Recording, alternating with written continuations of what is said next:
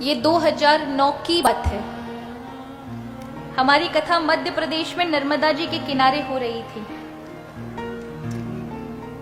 राम कथा थी। हमारी अवस्था भी बहुत छोटी थी। तो उस समय हमारी कथा के प्रथम दिन ही जब कलश यात्रा हो रही थी और कथा में जैसे ही वहां पंडाल में आए तो एक पागल सा व्यक्ति जिसका पैर लड़खड़ा रहा है और कपड़े भी सही नहीं है, भाग भाग करके सारी सेवाएं कर रहा है। प्रसाद लाना और किसी को कुछ चाहिए तो वो देना। अब हमको लग रहा था कि यजमान परिवार की ओर से, यजमान परिवार को लग रहा था ये हमारी ओर से, और कोई इसको रोक टोके नहीं। वो हर कार्य कर रहा है। हम जहां रुके थे हमारे यजमान पर, उनके भी घर में जाकर हर चीज को संभालना, सेवा करना 2 से 3 दिन। अब हमको लगा कि ये व्यक्ति इस परिवार का बहुत अच्छा व्यक्ति, देखो रहता विक्षिप्त की तरह, पागलों की तरह है, इसके पैर में भी परेशानी, किंतु इतना भाग कर सेवा कर रहा है।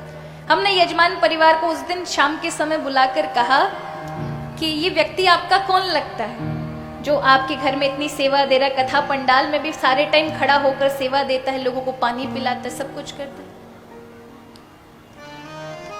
तो उन्होंने कहा नहीं, वो हमारे साथ नहीं है, हमारा तो कोई नहीं, वो आपके साथ है, आपकी टीम में। मैंने हमारी टीम में कौन कैसे हो सकता है, वो हमारी टीम में है ही नहीं। और जब हम देख ऐसा, हमें आश्चर्य हुआ कि व्यक्ति है कौन, एक बार बुला के लेकर आओ। तो वो व्यक्ति गायब था ही नहीं। और पूरे 6 से 7 दिन हमारी कथा हुई, नहीं दिखा वो। हमको बड़ा आश्चर्य हुआ, हमारे हृदय बड़ी ग्लानि हुई।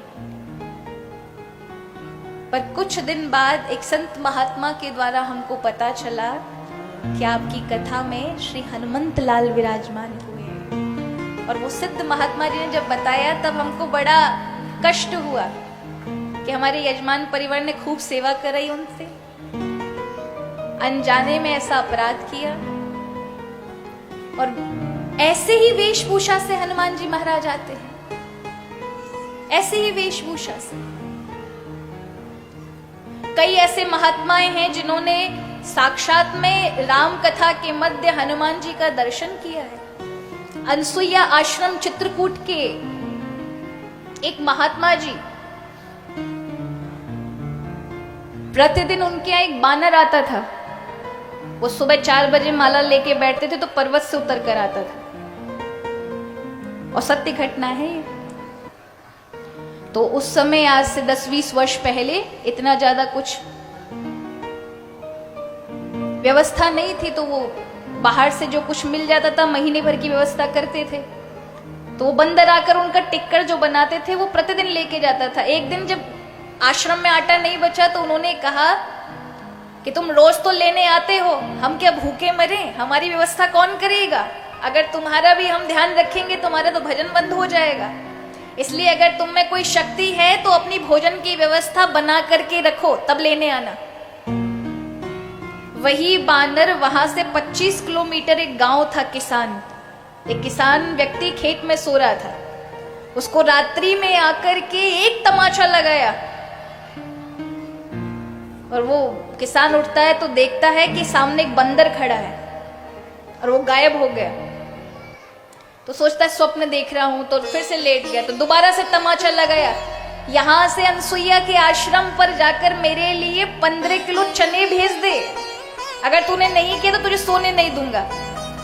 तो वो किसान ने सोचा कि कोई सपना ही देख रहा हूं, फिर से सो गया। तीसरे में जैसे ही अब तीसरा तमाचा मारा, फिर तो किसान उठ गया, ये तो सच है, कोई मारे जा रहा है, किसी को चने चाहिए और बानर है। दौड़कर उसी समय वो 15 केजी चने लेकर के गया। और 3 बज रहे थे उस समय।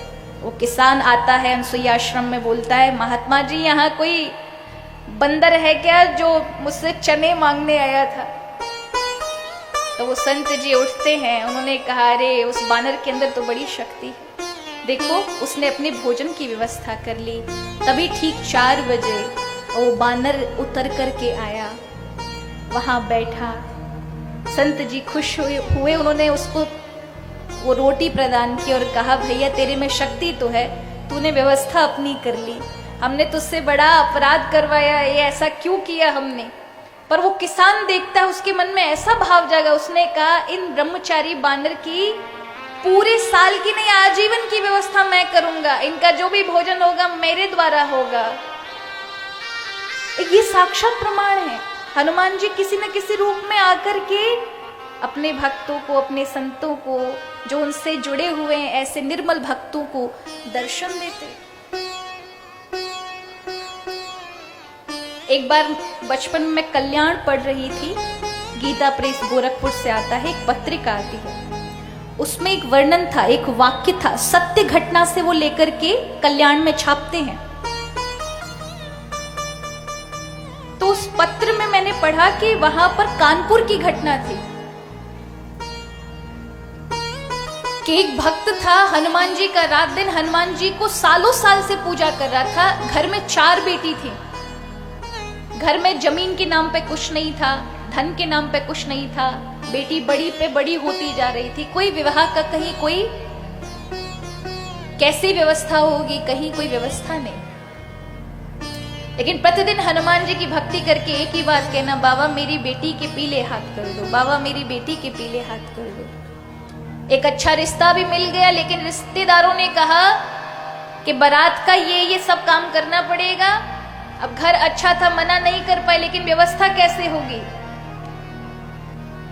और जिस दिन बारात का सिर्फ एक ही दिन शेष था, कथा तो उन्होंने बहुत बड़ा विस्तार में बताया, किंतु मैं आपको केवल साधारण रूप से कहूं कि जिस दिन एक दिन पहले जब बारात की व्यवस्था होनी थी, घर में कुछ भी नहीं था, उसी समय देखा कि एक बानर आया है जिसके हाथ में रूमाल में कुछ है और उसने आंगन में कुछ डाला। और वो दौड़ कर गई उनकी पत्नी, उन्होंने देखा तो उसमें कुछ आभूषण थे जो सोने के थे, और बस वो डालकर वहां से अदृश्य हुआ।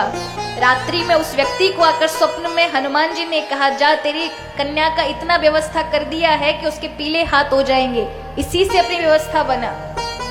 और उसी से उसने अपनी कन्या का विवाह किया। आज भी हनुमान जी को आप स्मरण करते, ये स्मृतगामी है, तुरंत आकर के अपने भक्त का कष्ट का हरण करते हैं। हमारे यहाँ कलयुग में 2 देवता हैं जो स्मृतगामी है। स्मृतगामी माने केवल स्मरण कर लो तो वहां प्रकट हो जाएं। पहले हैं हनुमान जी और दूसरे हैं हमारे ब्रज में गिरिराज जी, जिनकी परिक्रमा की जाती है। आप केवल स्मरण कर लें तो वहां प्रकट हो जाएं, अपनी शक्ति का प्रदर्शन करें। ऐसे